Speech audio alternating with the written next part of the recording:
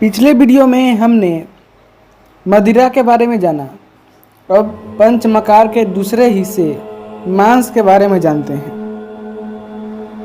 मांस यानी तांत्रिक साधना में मध्य की तरह मांस भी उसका भी सेवन विधान है, लेकिन यह मांस क्या वही मांस है जिसका सेवन आम तौर पर लोग करते हैं?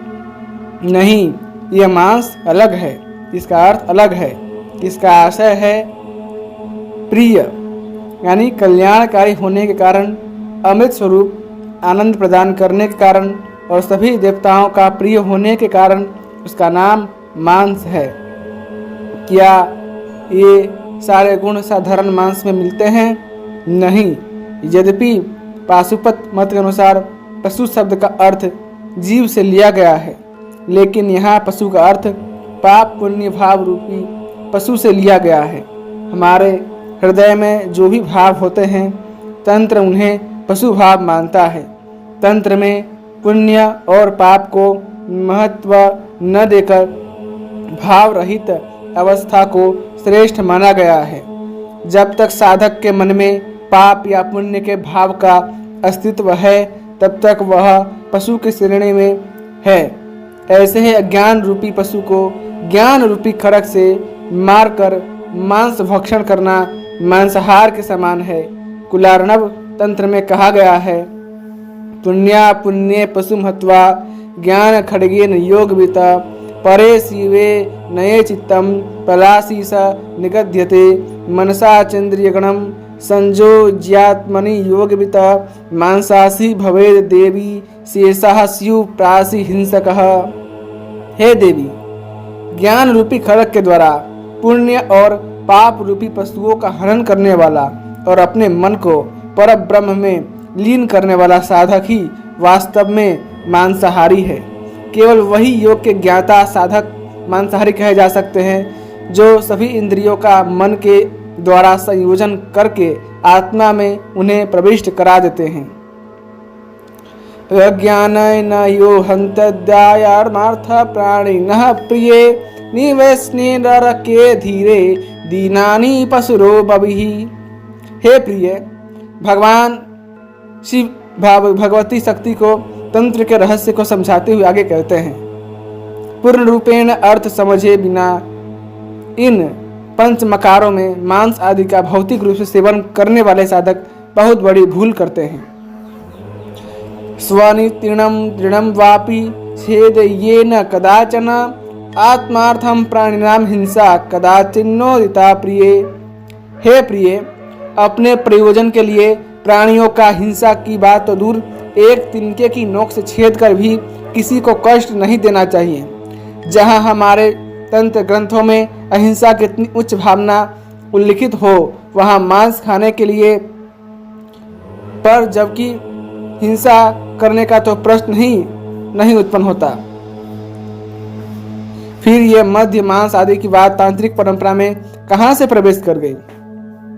इसका सीधा सा उत्तर है कि जिस प्रकार से महर्षि वशिष्ठ ने अनार्य संस्कृति से प्रेरित होकर तंत्र की विद्या को अपनाया था, लेकिन उन्होंने अपनी ऋषि परंपरा और उसकी मर्यादा का ध्यान रखकर उसमें आर्य तत्वों का समावेश कर सुधार कर लिया। लेकिन ऐसे कितने वशिष्ठ हैं या थे जो आर्य अनुकूल मार्ग पर चलें? शायद उनके अनेक तांत्रिक रस सामयिक साधकों ने उन्हीं अनार्य तांत्रिक क्रियाओं का पालन किया, जिसका परिणाम यह सामने आया कि उस समय से दो समानांतर तांत्रिक धाराएं समाज में चलनी आरंभ हो गई। अच्छाई की तुलना में बुराई शीघ्र फैलती है। इसका भी वही परिणाम हुआ जो बाद के वर्षों में देखा गया। तांत्रिक अभिचार करने वाले तथा कथित भ्रष्ट और निकृष्ट स्वार्थी तांत्रिकों का बोलबाला समाज में हो गया और तंत्र मंत्र के नाम पर और उसकी दीक्षा तथा सिद्धि के नाम पर समाज की कन्याएं और स्त्रियां सुरक्षित नहीं रह गई। लोग तांत्रिकों के नाम के से कांपने लगे। लोगों ने अपनी बहु बेटियों को घर से बाहर जाने देने से इनकार कर दिया। इसके साथ ही एक बुराई और उत्पन्न हो गई।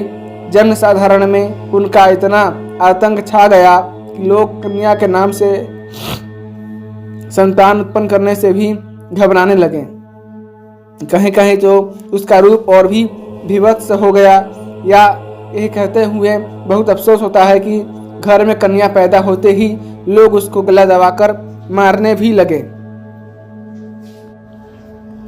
आगम तंत्र का ही दूसरा नाम आगम है, जिससे अभुद्य लौकिक कल्याण तथा निश्रेयस मोक्ष के उपायों का प्रतिपादन हो, वह शास्त्र ही आगम है। आगछन्ति बुद्धिमा रोहति यस्मात् अभुद्य निःश्रेय सोपायाः स आगमः। आगम का मुख्य लक्ष्य है साधना और उपदेश। तंत्र के दो रूप हैं, बहिरंग रूप और अंतरंग रूप। बहिरंग साधना के अंतर्गत तंत्र का साधना उपदेश है। अपने उपदेश के आधार पर क्रिया और अनुष्ठान पर वह अधिक बल देता है। अपरा पूजा और इष्टोपासना इसी के अंतर्गत है। आगम के 7 लक्षण हैं, जिनसे यह बात सिद्ध होती है। यह 7 लक्षण निम्नलिखित हैं: सृष्टि, प्रलय, देवार्चन, सर्वसाधन, पुरुषचरण, षटकर्म और ध्यान। ये 7 लक्षण व्यापक रूप से तंत्र के बहिरंग रूप की ओर संकेत करते हैं। बहिरंग साधना का एकमात्र मुख्य विषय है मंत्र, यंत्र और देव प्रतिमा। इन तीनों की सिद्धि और साधना के मूल में ध्यान योग है।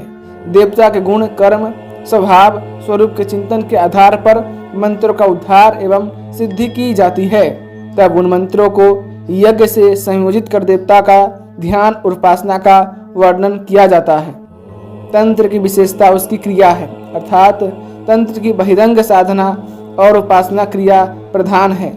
ज्ञान को क्रिया रूप में न बदलने से वह ज्ञान भार बन जाता है। ज्ञानम भारः क्रिया बिना।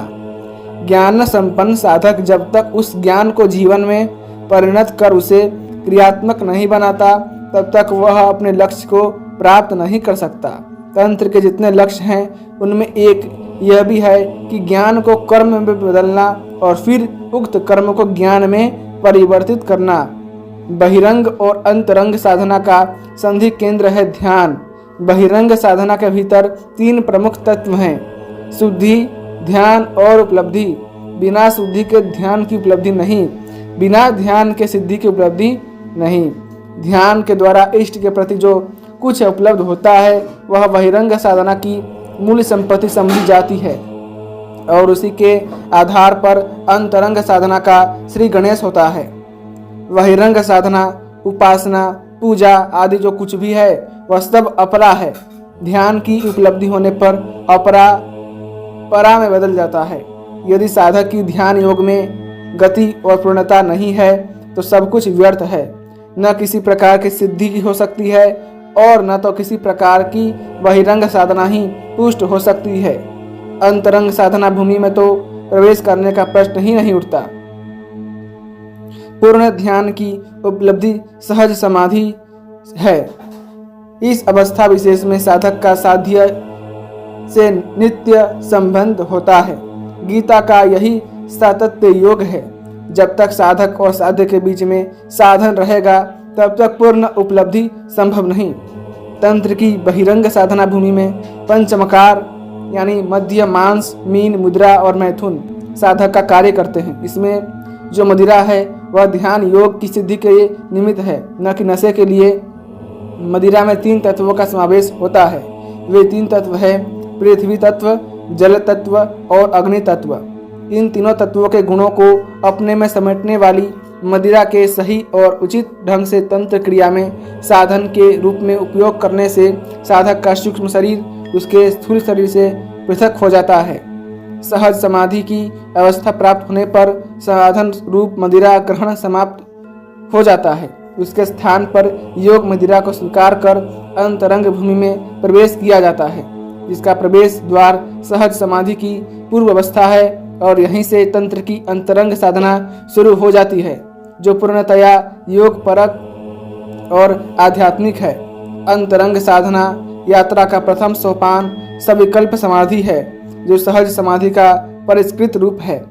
यहाँ यह कहना सर्वथा उचित है कि पातंजल योग की जहाँ समाप्ति होती है, वहीं से तंत्र की अंतरंग साधना यात्रा शुरू होती है।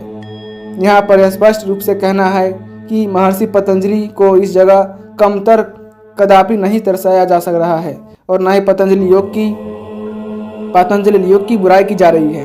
यह मात्र कहने का इतना ही आशय है कि पतंजलि योग ने जो मार्ग प्रशस्त किया उसे और आगे बढ़ाया गया है। यह यात्रा कुंडलिनी साधना की यात्रा है और इसका मार्ग उसी के लिए खुला है जिसने सहज समाधि का अतिक्रमण कर सविकल्प अवस्था को प्राप्त कर लिया है। मुझे आशा है कि आपको पंचमकार के मांस भाग समझ में आया होगा। यदि आपको ये वीडियो पसंद आया है तो कृपया कर वीडियो को लाइक करें। चैनल को सब्सक्राइब नहीं किया है तो कृपया चैनल को सब्सक्राइब कीजिए और ऐसे ही हमारे इस चैनल के साथ, हमारे इस धर्म यात्रा के साथ जुड़े रहिए। जय श्रीमन नारायण, जय गौरी शंकर।